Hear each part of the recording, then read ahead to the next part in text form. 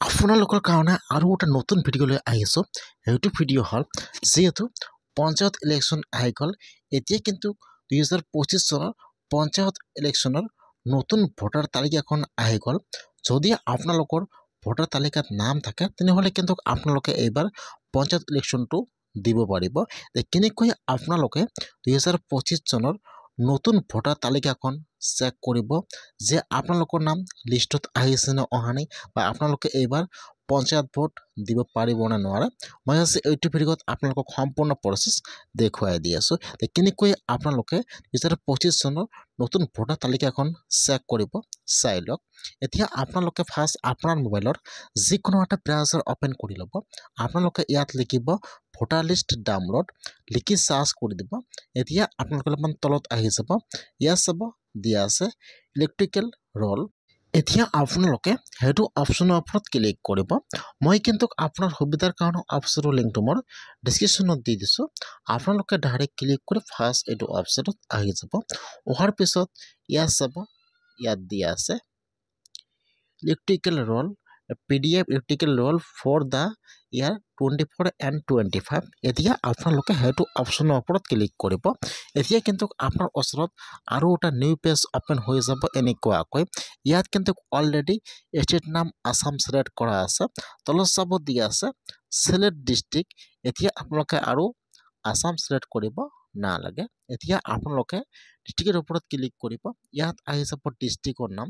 এতিয়া আপোনালোকে ইয়াত চাই ল'ব যে ইয়াত আপোনাৰ ডিষ্ট্ৰিক্টৰ নাম কোনটো হয়। ইয়াত যিটো আপোনাৰ ডিষ্ট্ৰিক্টৰ নাম হয়, এতিয়া আপোনালোকে আপোনাৰ ডিষ্ট্ৰিক্টৰ নামটো চিলেক্ট কৰি লৈ ল'ব। তাৰপিছত ইয়াত আহি যাব আপোনাৰ এছেম্বলিৰ নাম, চিলেক্টত ক্লিক কৰিব। ইয়াত আহি যাব আপোনাৰ এছেম্বলিৰ নাম।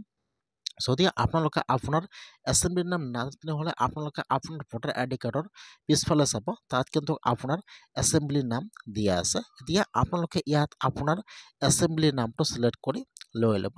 তাৰপিছত ইয়াত আহি যাব চিলেক্ট লেংগুৱেজ, ইয়াত খালি কিন্তু এটা লেংগুৱেজ আহি যাব ASM। আপোনাৰ চিলেক্টত ক্লিক কৰি আপোনালোকে সেইটো অপশ্যন চিলেক্ট কৰি লৈ ল'ব ASM। তাৰপিছত ইয়াত চাব দিয়া আছে কেপচা। এতিয়া আপোনালোকে ইয়াত কেপচাটো বহাই দিব। আপোনাৰ তাত যি কেপচা আহি যায়, এতিয়া আপোনালোকে ইয়াত কেপচাটো বহাই দিব। কেপচাটো বহাই দিয়ে আপোনালোকে এতিয়া অলপমান তলত আহি যাব। এতিয়া আপোনাৰ যিটো চেণ্টাৰত ভোট হয়, যদি আপোনালোকে আপোনাৰ চেণ্টাৰৰ নামটো নাজানে তেনেহ'লে আপোনালোকে আপোনাৰ ভোটাৰ ID কাৰ্ডৰ পিছফালে চাব, তাত কিন্তু আপোনাৰ চেণ্টাৰৰ নাম আৰু আপোনাৰ এছেম্বলিৰ নাম দিয়া আছে। এতিয়া আপোনাৰ যিটো স্কুল বা আপোনাৰ যিটো কলেজত আপোনালোকে ভোট দিবলৈ যায়, এতিয়া আপোনালোকে ইয়াত চাই ল'ব। ইয়াত যিহেতু বহুতো স্কুলৰ নাম দিয়া আছে, ইয়াত চব চাৰ্চৰ অপশ্যন দিয়া আছে। এতিয়া আপোনালোকে আপোনাৰ চেণ্টাৰৰ নামটো ইয়াত চাৰ্চ কৰিব। এতিয়া কিন্তু ইয়াত নামটো আহি যাব এনেকুৱাকৈ। এতিয়া আপোনালোকে ফাৰ্ষ্ট কেপচাটো বহাই দিব। ইয়াত চাব দিয়া আছে 2025। এতিয়া আপোনালোকে ইয়াত চব ডাউনলোডৰ অপশ্যন দিয়া আছে, 2025 ডাউনলোডৰ অপশ্যন দিয়া আছে। এতিয়া আপোনালোকে ডাউনলোডৰ চিহ্নৰ ওপৰত ক্লিক কৰিব। এতিয়া কিন্তু পেজটো অলপমান লোডিং ল'ব, আপোনালোকে অলপমান ৱেইট কৰিব। এতিয়া কিন্তু আপোনাৰ ওচৰত 2025 চনৰ নতুন ভোটাৰ লিষ্টটো ইয়াত ডাউনলোড হ'ব, আপোনালোকে অলপমান ৱেইট কৰিব। এতিয়া কিন্তু ইয়াত আহিব ডাউনলোড অপশ্যন। এতিয়া আপোনাৰ ডাউনলোডত ক্লিক কৰিব, লগে লগে কিন্তু আপোনাৰ মোবাইলত 2025 চনৰ নতুন ভোটাৰ লিষ্টটো ডাউনলোড হৈ যাব এনেকুৱাকৈ। এতিয়া আপোনালোকে লিষ্টটো অ'পেন কৰি চাই ল'ব যে আপোনালোকৰ লিষ্টত নামটো আহিছে নে অহা নাই। যদি আপোনালোকৰ লিষ্টত নাম আহিছে তেনেহ'লে কিন্তু আপোনালোকে এইবাৰ পঞ্চায়ত ইলেকশ্যন বা পঞ্চায়ত ভোটটো দিব পাৰিব। আৰু যদি আপোনালোকৰ এইটো লিষ্টত নাম অহা নাই তেনেহ'লে কিন্তু আপোনালোকে এইবাৰ ভোট দিব নোৱাৰিব। সেইকাৰণে যদি নাম অহা নাই, এইটো হৈছে 2025 চনৰ নতুন খচৰা লিষ্ট।